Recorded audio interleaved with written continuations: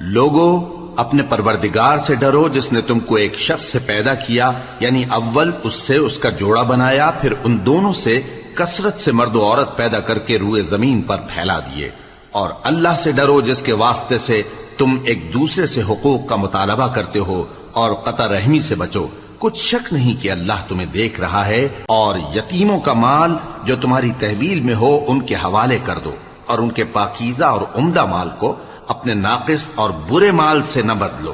اور نہ ان کا مال اپنے مال میں ملا کر کھاؤ کہ یہ بڑا سخت گناہ ہے۔ اور اگر تم کو اس بات کا خوف ہو کہ یتیم لڑکیوں کے بارے میں انصاف نہ کر سکو گے تو ان کے سوا جو عورتیں تم کو پسند ہوں، 2 یا 3 یا 4 ان سے نکاح کر لو۔ اور اگر اس بات کا اندیشہ ہو کہ کئی عورتوں سے انصاف نہ کر سکو گے تو ایک ہی عورت سے نکاح کرو یا باندی سے تعلق رکھو جس کے تم مالک ہو، اس طرح تم بے انصافی سے